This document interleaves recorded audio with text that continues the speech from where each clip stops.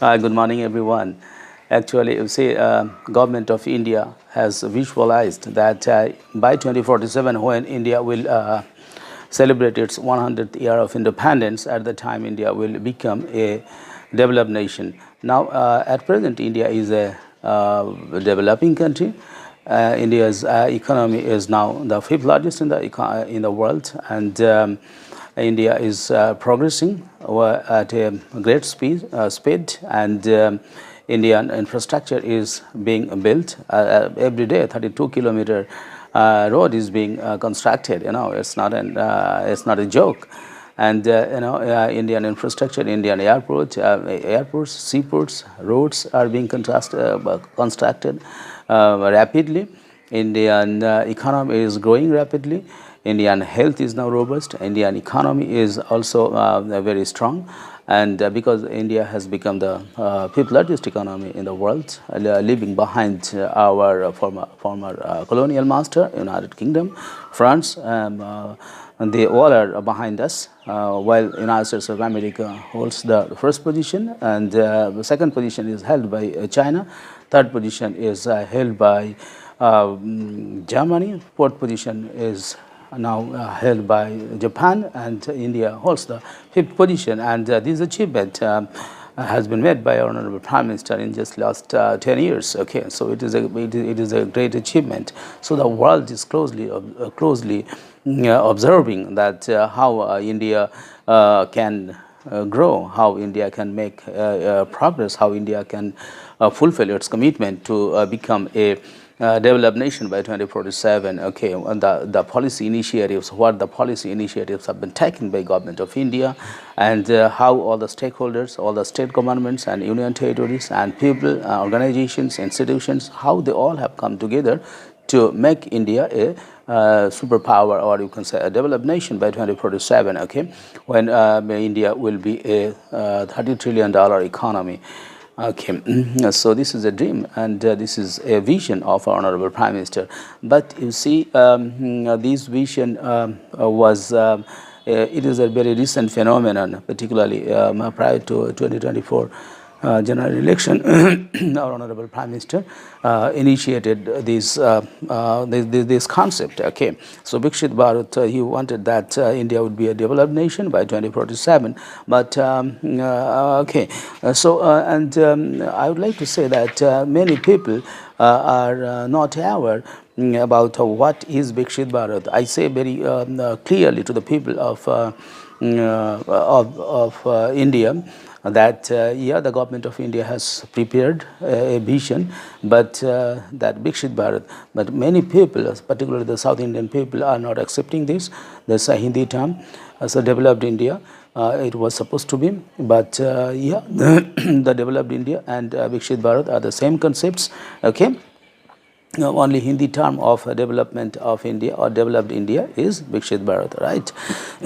But before going to discuss all these things, I should say that what is Viksit Bharat? What is Viksit Bharat? It is the concept should be cleared to other people. Otherwise, how Viksit Bharat? What is Viksit Bharat? Whether people eat it or people, what I say, people use it on their head, or on their hand, or on their body.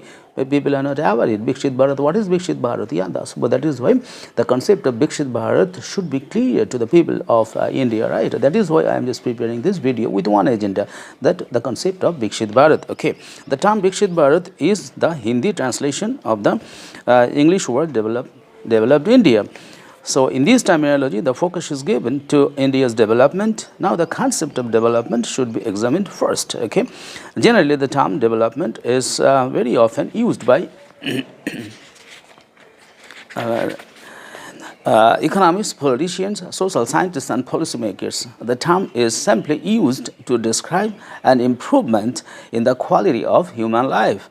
However, different social scientists and international organizations have defined the terminology from different perspectives. So there are hundreds of definitions of development. You know that there are many development theories who have given a definition. So only a few important and relevant concepts will be highlighted here. I will highlight here with a view to comprehend the terminology, because it is, I mean, this is particularly for the students and young students and youths, those who are not aware of it. Okay, so Winnie Anke,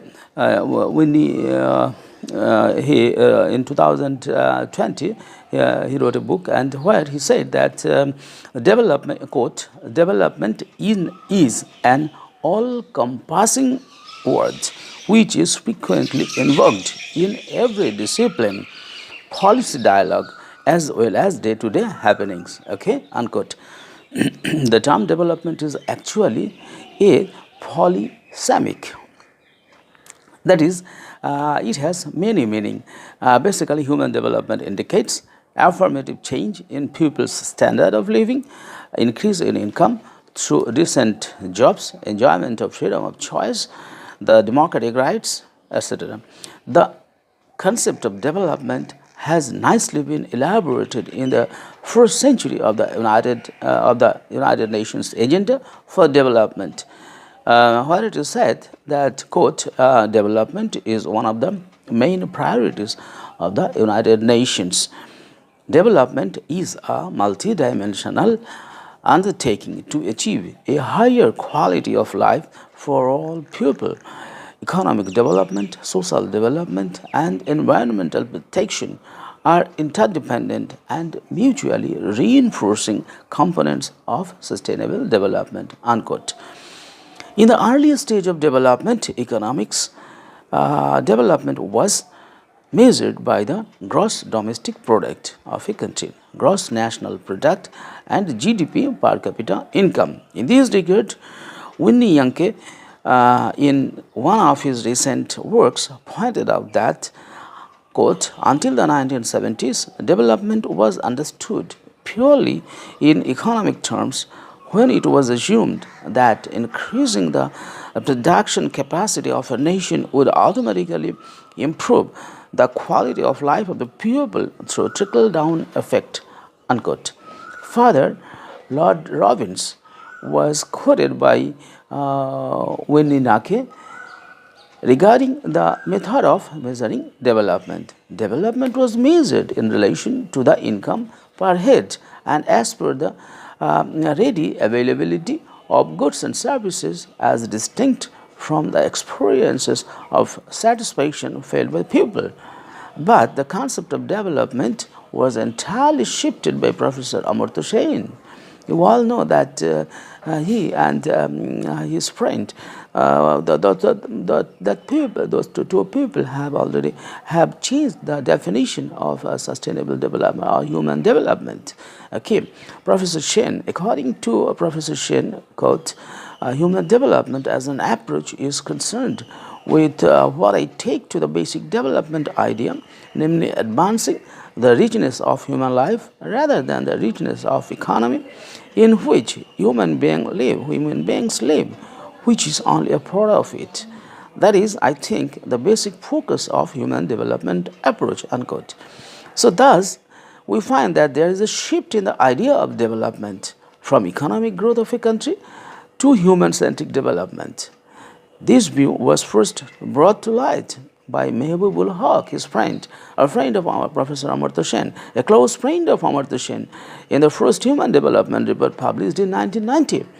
So recently, the United Nations has given importance to human capacity building. According to the United Nations, what is capacity building, right?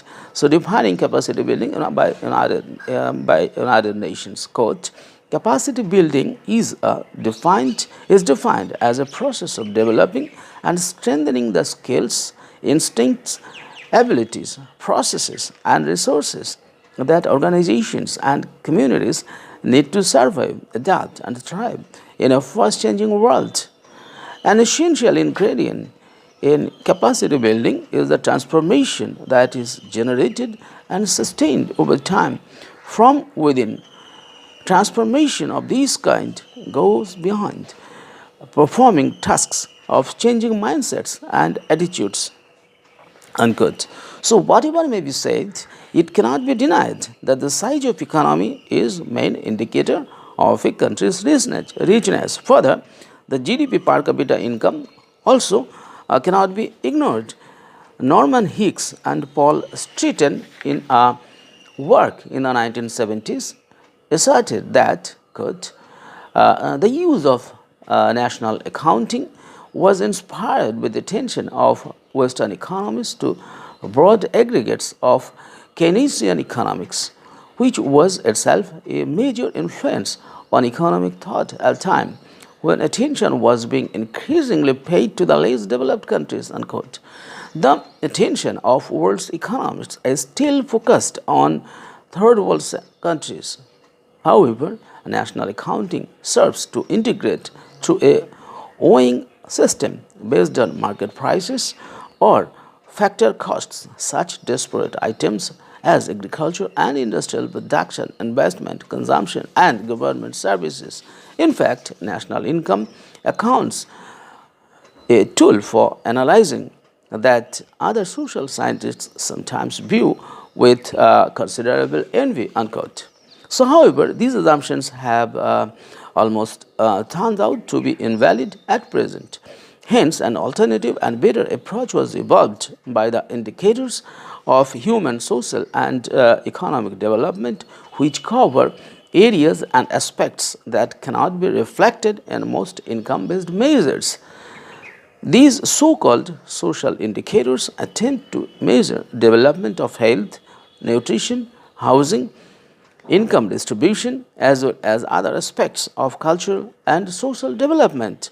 Earlier, all these things or all these concepts were denied. Okay, all those things were not accepted. All those things were not discussed at all. Again, according to the World Bank, economic indicators include measures of macroeconomic performance, suppose gross domestic product, GDP, consumption, investment, and international trade.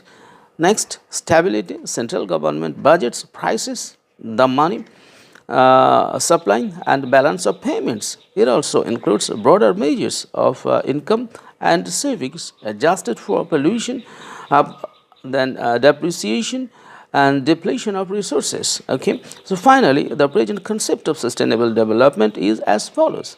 Sustainable development is, I should say about the concept of sustainable development. Sustainable development is how we must live today if we want a better tomorrow by meeting present needs without compromising the chances of future generations to meet their needs.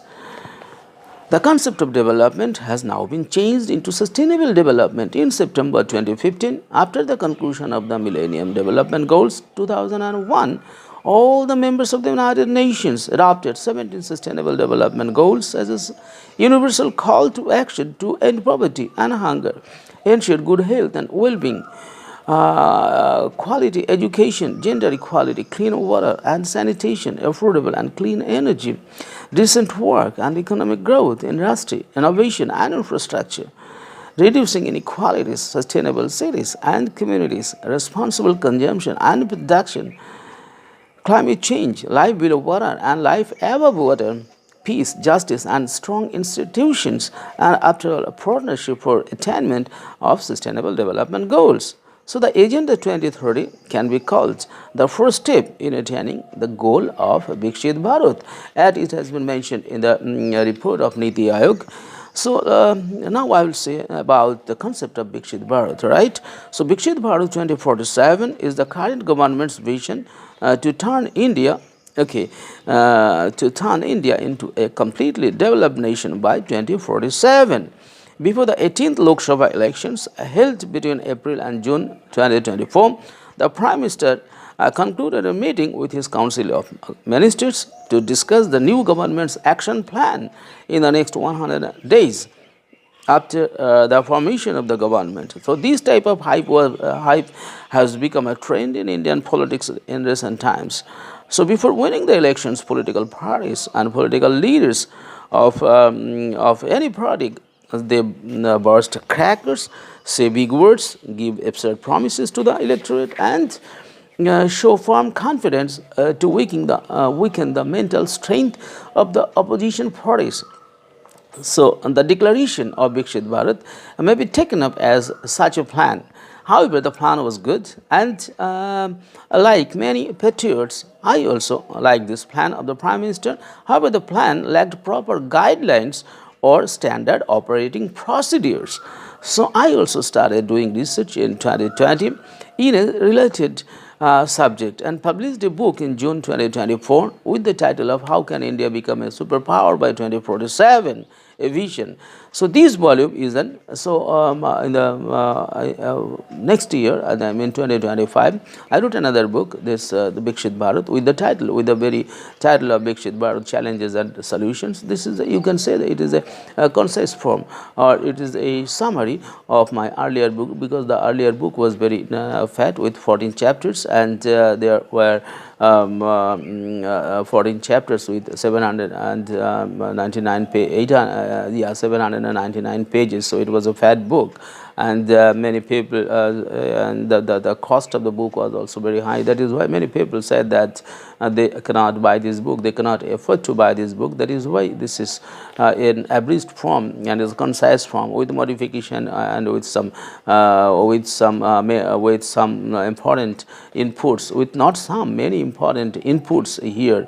I have because four chapters have already been altered, and 4 chapters out of 6 chapters, 4 chapters have been altered and updated with new ideas, new concepts, and I have discussed this point wise. Okay, in the next video I will say about that. So okay.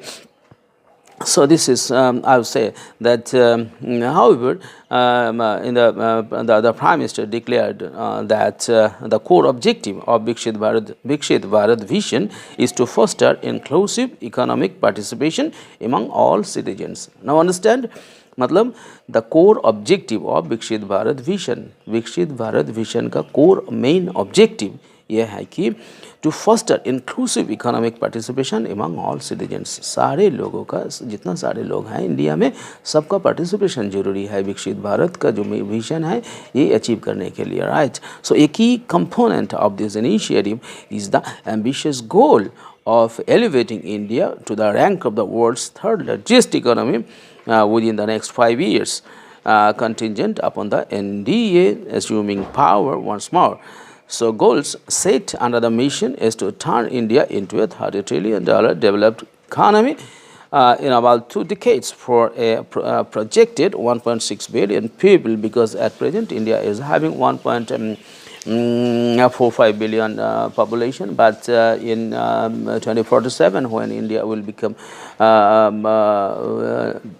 in 2047, when India will celebrate its 100th year of independence, at that time Indian population is projected to be 1.65 billion. So when it will be 1.65 billion population, at the time, if every people, not every, I will say that 50%, 60%, 97 crore, and take another 3 crore people. If 100 crore people can earn 2.5 lakh rupees in a month, then it can become a $30 trillion economy. And I know that people, more than these people, more than 60% people work, and from the age of the United Nations or ILO considers from the age of 14, but here in India I do not consider the age of 14 is a good time, because 14 at the age of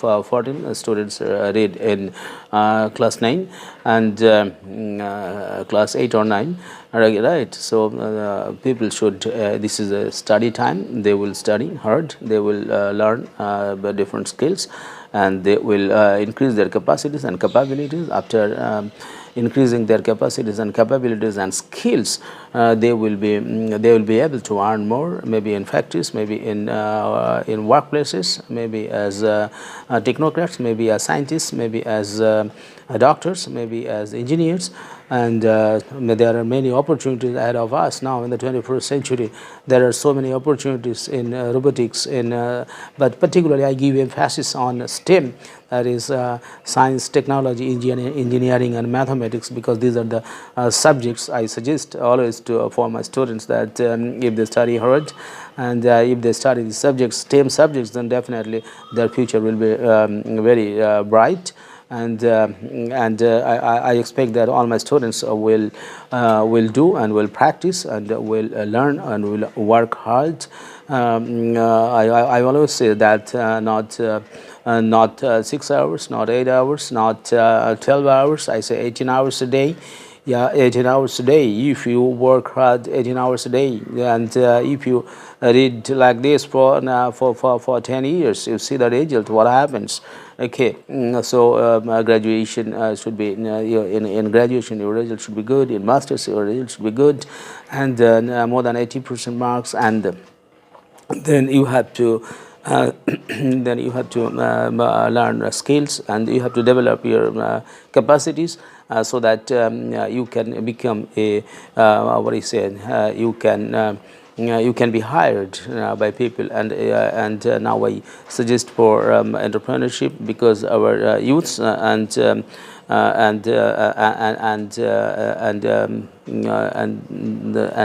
technocrats who are coming out from different engineering institutions, they should become they can become entrepreneurs. And now gadgets are growing now.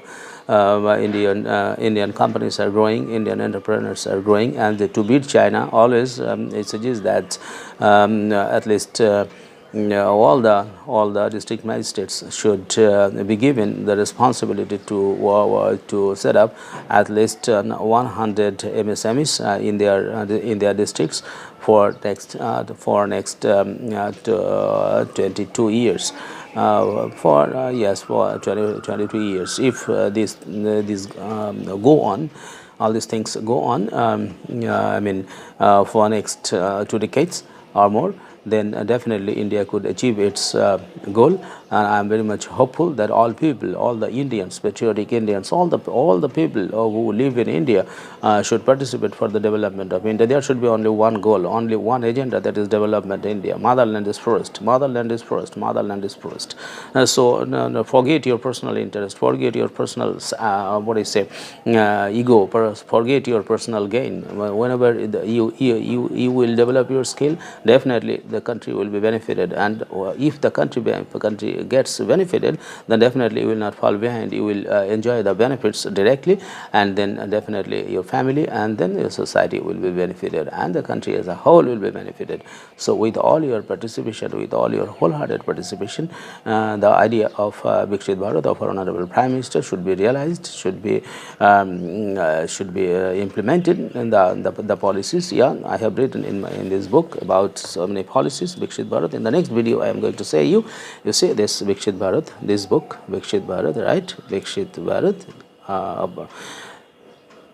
Okay, you see Viksit Bharat, and challenges and solutions I have given. What are the challenges standing, and what are the solutions? In the next part, I will say about what are the keys for turning India into a superpower by 2047. There I have given 33 keys, okay, or 33 mantras for the people of India.